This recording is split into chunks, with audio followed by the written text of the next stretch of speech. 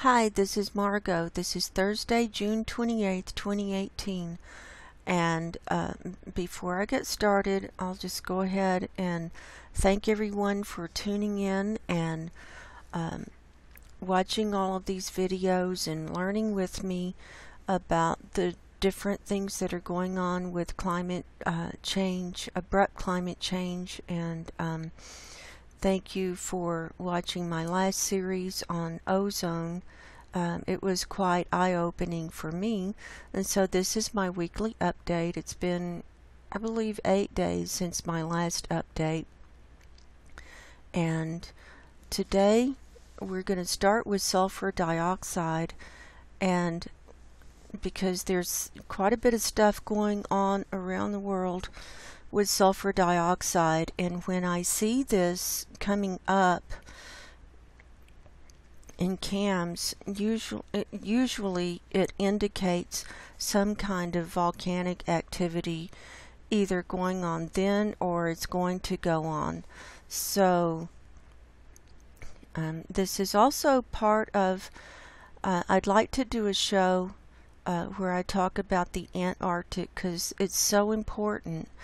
And there's a lot of stuff going on underneath the ice at the Antarctic, and the scientists have recently found that there are 138 volcanoes under the Antarctic, and they believe it's causing the glaciers to melt faster and the sea ice to melt faster.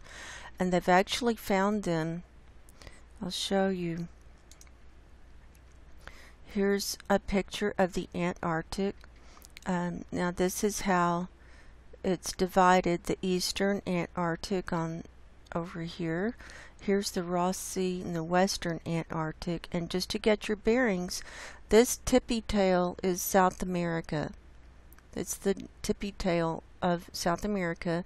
This is the peninsula from Antarctic that goes up here. The Larsen ice shelves are over here on this side of that peninsula, and there are glaciers melting over here, and then they think that there's volcanic activity going on under the glacier over here, the Pine Gap Glacier, and in the Ross Sea, which is here. This is the Ross Sea, and there's an ice shelf that goes across there. So that's just so we can get our bearings, and it's hard to really get your head around Antarctica because it's not always shown in this aspect. It's shown with the tail over here, and then you have to readjust how your orientation and figure out where, okay, if the Ross Sea is, if the tippy tail is over here, then the Ross Sea is going to be up here, and so forth. So that's just a little background on how to orient yourself here. And what we're looking at, this is CAMS, Copernicus Atmosphere Monitoring Service, and we have the data going back to the 24th. And they have it through today, the 28th, and because UTC is, depending on where you are in the world, it's always already the 28th is pretty much they've already got their data in. So we're going to run a movie in a minute here, but I wanted to show the orientation. This is looking down on the South Pole on the Antarctic. Here's that peninsula. This is sulfur dioxide, total column, and it's measured in parts per million. Here's our chart down here. And okay, so like this lighter green is 1 parts per million. When you get into the cream colored, that's 2 parts per million. Then getting into the gold, that's 5, and then on up. And like the red is 50, The brick red is 100, and then it goes to 999. So there is activity going on in the Antarctic with sulfur dioxide. So I just thought this was really interesting, and just so you can see, here's the peninsula, here's the Ross Sea, and you can see it over here, but we're going to be seeing it coming up over here. So I'm thinking that these volcanoes are getting active down there. They haven't been active in a long time, but considering the way Mother Earth is waking up and things are spewing up everywhere, it would not surprise me if these volcanoes are starting to become active, just like in my interview with Guy McPherson, the last one, we were talking about volcanoes, and he thinks that there's going to be more volcanic activity as we progress in the abrupt climate change, because as the water melts, the sea ice melts and everything, it shifts the amount of weight on the tectonic plates and everything starts moving around. Okay, now see, you can see right here it's changing. You see more, and it's going towards the cream colored. And now look,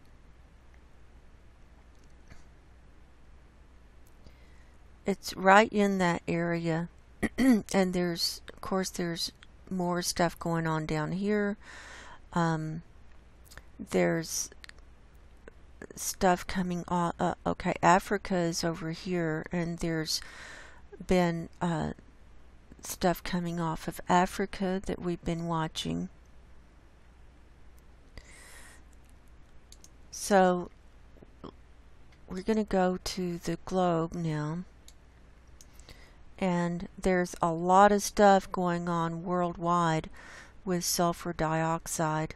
I think you'll find this very interesting. So let's load the movie, and our data goes back to the 24th. I'm going to move this over so you can see, and if you look down, I can't move the cursor, I'm having to hold the map here. Look down in the far left, you can see on the edge of Antarctica, you can see the sulfur dioxide coming up, and Brazil just had a big plume, and it's going to plume up out of the there you go, that's the Galapagos that just plumed up there, and they're having volcanic activity, and we still have ongoing volcanic activity at Hawaii, as you can see. So I believe the activity down in the Antarctic can be an extension of this ring of fire somehow. So the Earth is definitely springing leaks, and you can see there's still stuff going on up in Alaska. Here's this thing in Mexico still happening.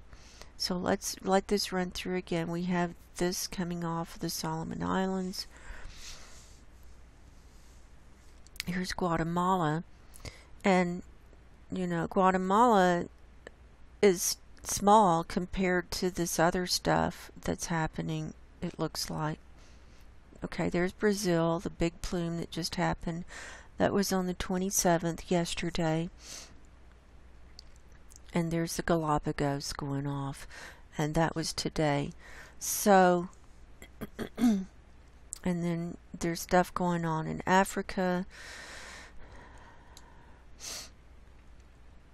and when you see it over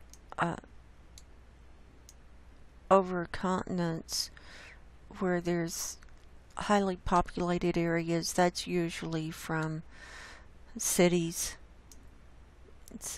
and carbon dioxide and emissions and, you know, oil drilling and things like that. Oil processing. So I just thought this was so interesting about showing that in Antarctica, and there are lots of new articles out about volcanoes under the Antarctic, and so I think this is evidence here. So also, remember in my ozone series in part 2 where we're showing ozone coming up in or appearing over Canada? This is the same area right up here is where we were seeing the ozone coming up in a regular pattern, and we're also seeing sulfur dioxide coming up there too. So these are sulfur dioxide and ozone, when they're appearing like this, can be signs of geologic activity either happening or going to happen, because as the earth is moving, it's venting these gases, and so this can be a precursor of seeing earthquakes and volcanic activity. But it's interesting how this is the 4th time we've seen this in Brazil since I've been looking at sulfur dioxide, and that's nowhere in the news, and that's a huge release. But they're reporting on the Galapogos Islands, reporting on Hawaii. We know that there's constant stuff going on in Mexico, but there's no report of Brazil. So I don't know what's going on in Brazil there. If anybody has any ideas, you can put them in the comments. So we started with sulfur dioxide. Now let's go to methane. I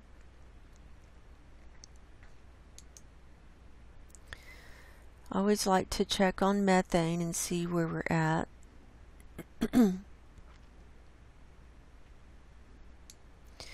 That's still the Antarctic view. So it's very low in the Antarctic. I would not think that it would be high in the Antarctic. So let's change our view, and we're going to go to the North Pole and see what's going on up in the north. And we have from 3 days back, we have data from 3 days back here. The most recent data is from Tuesday the 26th. So right off the bat, you can see that it's still orangey up here. We're starting to get a little bit of green, but remember when we had that methane spike at the end of May, it got totally orange and golden up here in the northern hemisphere, but it's starting to dissipate now. But even green, you can see that that's high. That's at about 1800 parts per billion, so that's still very high. And then when you get into the red, that's changed, because the red used to be about 22,000 parts per billion. Somehow I think that's changed. I have to look back. That says 1900 now. They're always changing these. Maybe they don't want us to think it's as bad as it is. I'll tell you, I was shocked when I did that ozone series to find out what the effects of ozone, and the good ozone and bad ozone. And I think our oxygen level is lower than what they're reporting worldwide. And I can't find anywhere where you can find out what the current oxygen level is anywhere. I can't find it. I don't know why that is. They say it's around 21%, but how do I know that? You know, you would think if they could know how much oxygen was in the atmosphere 65,000 years ago from a little piece of amber, fossilized amber, they could certainly tell us what the oxygen level is today.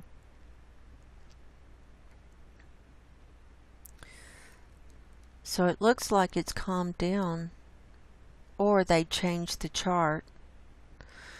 Possibly they changed the chart because that used to be higher in the red. I think they've changed it. Because it's not showing any red in the Arctic. Let's go to our global view. Here's methane. You know, maybe the powers that be just decided they didn't want us to see what was going on and see how bad things are. Go to surface level. Oh, I know what it was. I didn't change it to surface. That was total column. That's really high total column to see the red. Yeah, I didn't change it to surface. That's why I didn't see red. So you gotta, okay, that's what I was looking for. Now, but still, I think they changed this because this chart, the table down here, used to go up to 75,600 and now it only is going to 2,320. So there you go. Okay, so we can see it's still quite orangey over the northern part, northern hemisphere, and it is gradually going down. It's dispersing. So while that's loading, let's look at the global methane. And let's run this movie. Starting back from June 24th. And it's shocking to see how it's just piling up here. Look, coming off the coast of Russia and Siberia, and it's coming up out of the Kara Sea, the Barents Sea. Here's Novaya Zemlya. Here's Siberia. It's coming out of the permafrost. Here's England.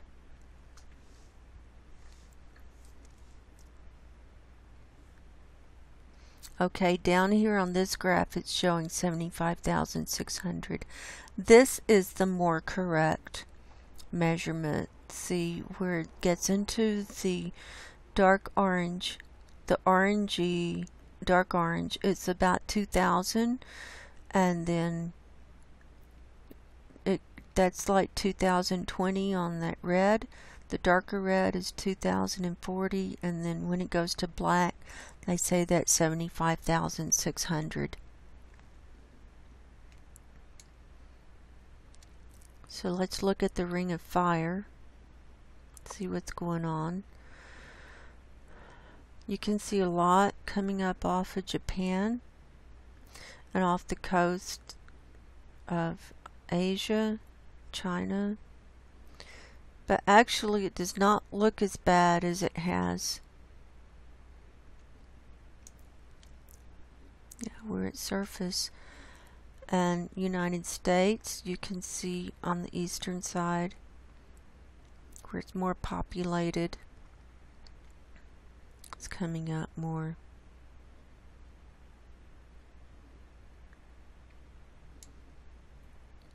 But we're really concerned about the Arctic because that's where that's heating it up. And I watched Paul Beckwith's video yesterday, his first one in a series on methane, and I enjoyed it. I learned some things, and he was saying the Arctic parts of the Arctic are rising 5 times faster than the rest of the planet. 5 times. And he also said since the air is cooler in the Arctic, that methane hangs around longer up there. It doesn't disperse as fast.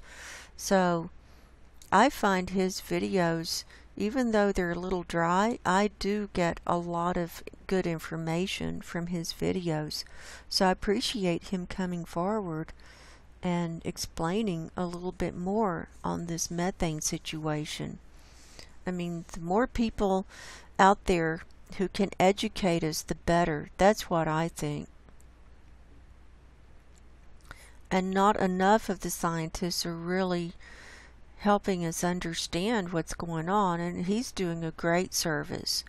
So thank you, Paul Beckwith, for doing this series. I look forward to your next one on methane, because I'm learning too. We're all students here. No one knows everything, and even the scientists don't know everything.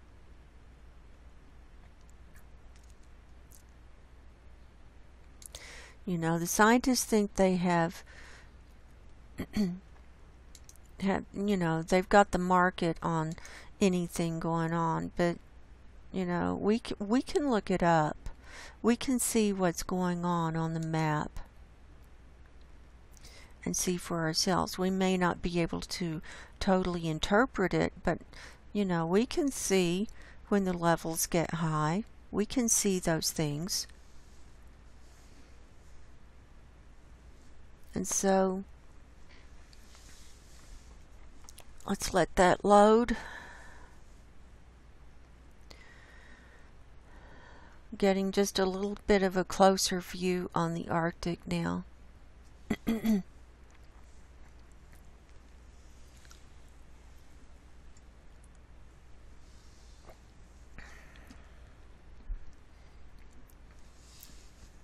And I appreciate people doing research and leaving it in the comments below. It really adds to what I present. For instance, in part 3 of my ozone series, it just briefly mentioned in one paper I'd read how the phytoplankton was 30% lower, and that was a long time ago, because of the increased UV radiation. And then someone left a link below in the comments saying that the phytoplankton produced 50 to 85% of the world's oxygen.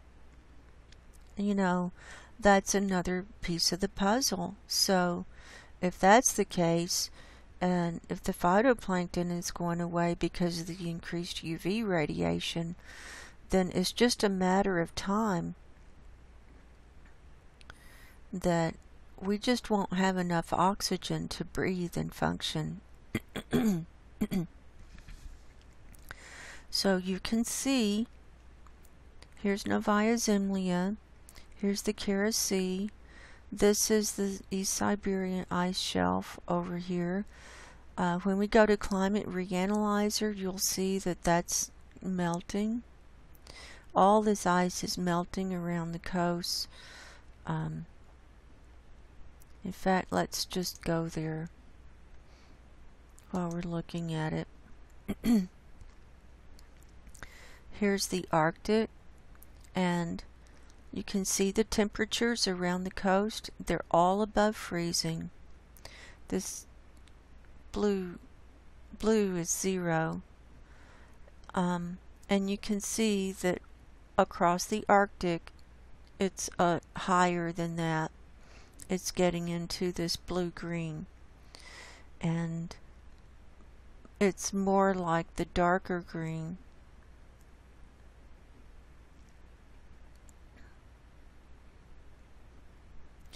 So let's look at the sea ice cover, and you can see You can see that it's decreased since last week. You can see more of the dark blue coming through, which is the water. Here's Novaya Zemlya, and you can see that it's completely melted all the way to the coast of Russia and all the way on this south side, and the ice is less on the north side. I guess would be east and west if you were oriented that way.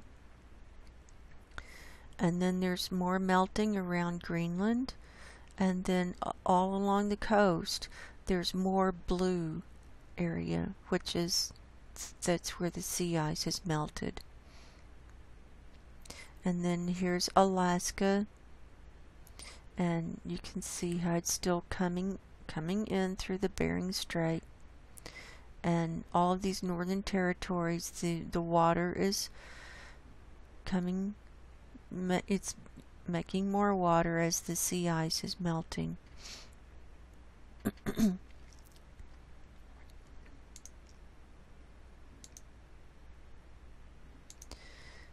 I'm trying to get a view of Antarctica. Here you can see that peninsula that we were talking about, and they're in the middle of winter. Remember, they're in winter, and this is the ice going past the continent, and it should be really growing out there, but there's not much on the edge of that peninsula. Here would be the Larsen ice shelf. The Ross Sea is over here. Let's look at the temperature anomalies.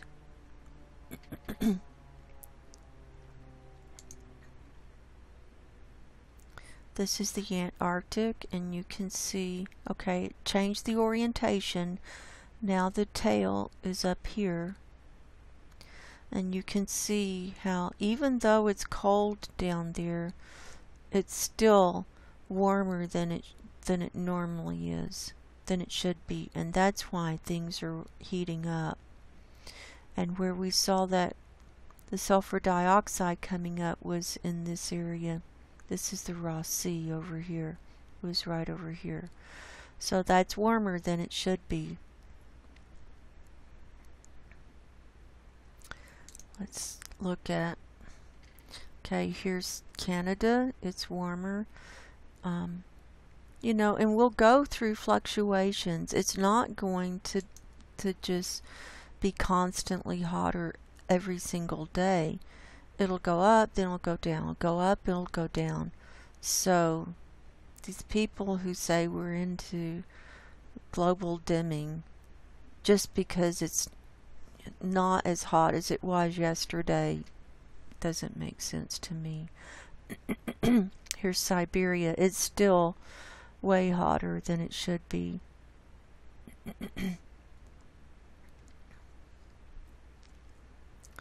So let's go back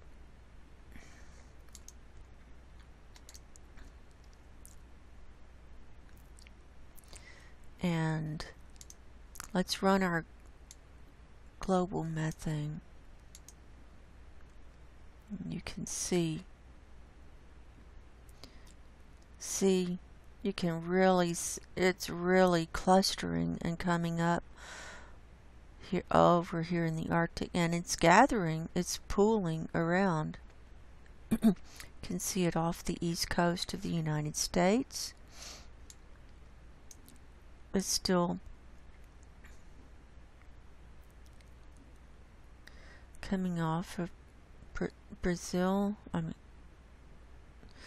this is where it showed that sulfur dioxide plume. You can see it streaming off the coast of South America.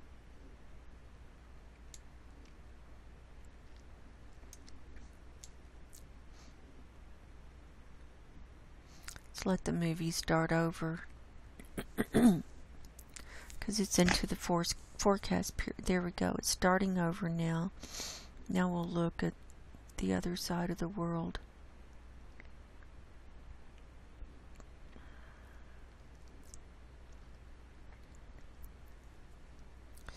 And even with it in wintertime in Australia, it's coming up. You can see in the southeast part of Australia. That could be from industry, from fracking, digging for oil, all kinds of things. You can see it coming off the coast of New Zealand.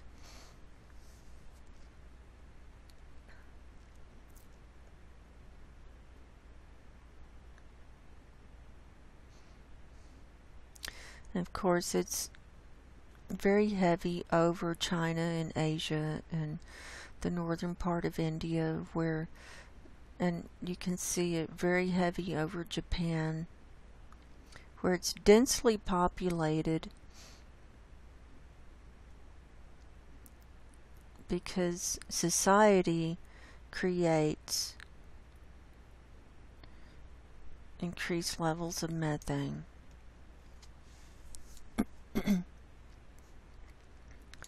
Okay, now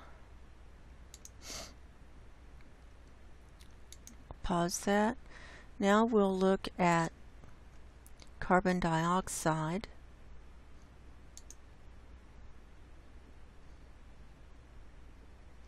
Let's just go back to our global view for carbon dioxide. See how that's looking worldwide.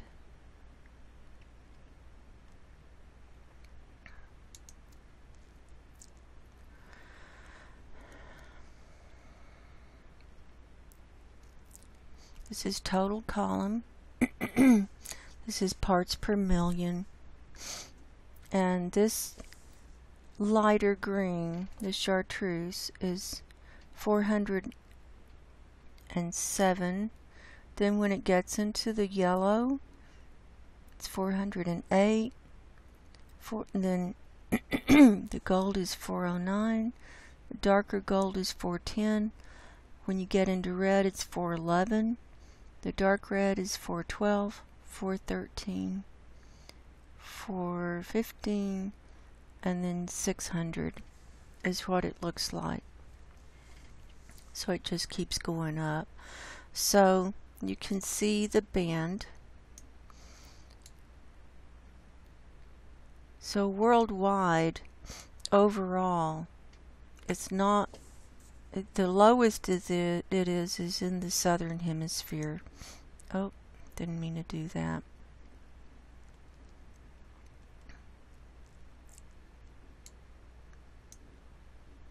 Down here, it's the lowest at about 403 to 404, 405 parts per million.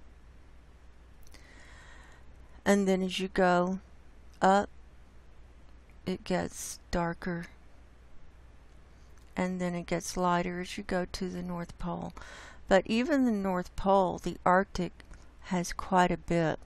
So let's run this movie. And this is total column.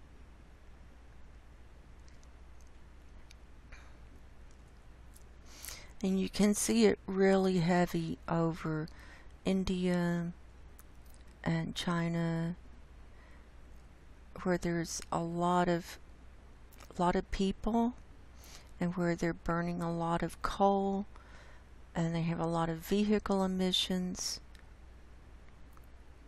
I mean, in the United States is bad too. Look at this southern part. This is where Los Angeles and San Diego, Southern California, all that is. Of course, the wildfires are starting now, and so that's creating more carbon dioxide. Look at, let's zoom in to the United States.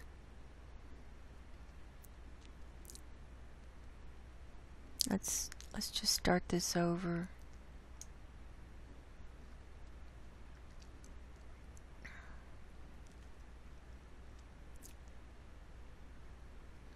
It's loading the movie.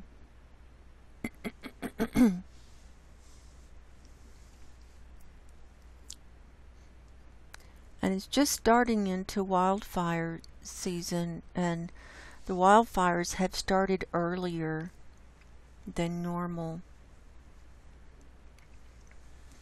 There are already fires in California and Nevada and different places, and it gives off bad ozone. It creates bad ozone. It creates carbon dioxide and a lot of these noxious toxic gases. So you can see how the whole west coast, western part of the United States, is really a lot higher in the carbon dioxide.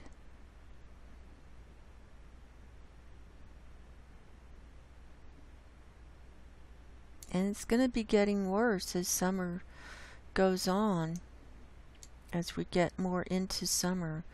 Now look at poor India and China, and they're having real problems with air quality, air pollution. people just can't breathe. They're having to wear masks and respirators just to breathe.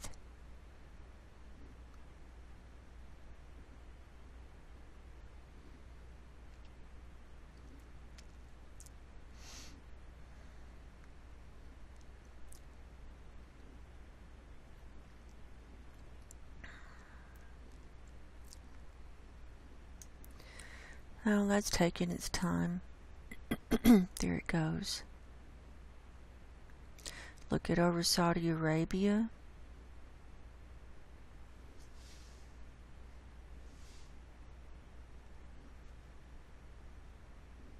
Here's over this part of Africa, the Congo.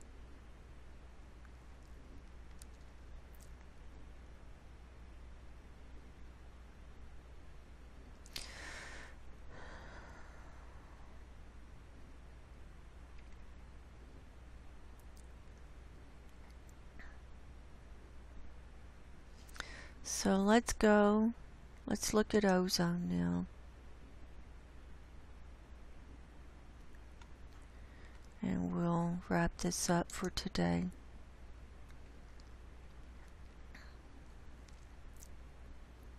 And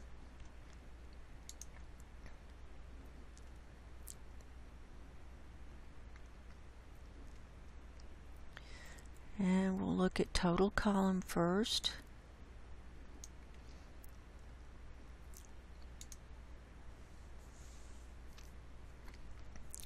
Remember how I showed the ozone is thinning around the equator? And it crashed. Hang on. Okay, I got my browser back. Remember how we saw the ozone thinning around the equator? The blue is the lower level, and you can see it in the Antarctic. Of course, it's winter down there, and that's when the ozone is less.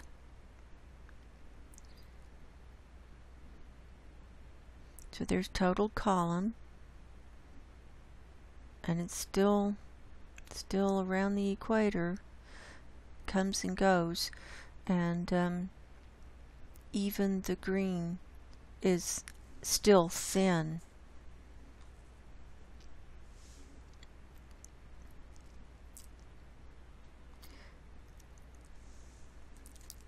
So if you haven't listened to my ozone series, I suggest you listen to that so you get a background. Let's look at surface level ozone, and we can see the bad ozone around the planet. Let's run this movie.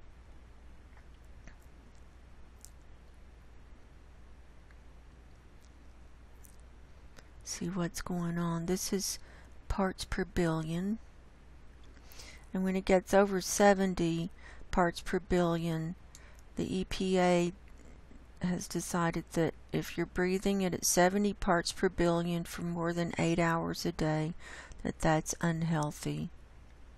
Okay, the Antarctic looks okay. We have a huge green mass over here over the Pacific. I'm thinking this might be a dead zone, and that might be creating ozone. Have a lot creating on the east coast here of the United States, and Greenland still has it there. There's a lot in the Atlantic that just kind of hangs around. It doesn't go anywhere, and it comes up over the continents in the daytime and then goes away at night, because this bad ozone or surface level ozone is created when sunlight interacts with the noxious gases that are down here. So that's where we're at. So I'll go ahead and wrap this up for today. Thank you for listening. My name is Margo. I'm a hypnotist, holistic life coach, empathic spiritual healer. My website is margoshealingcorner.com. So time is short. I suggest everyone get their spiritual houses in order. And until next time, go in peace. God bless, and goodbye.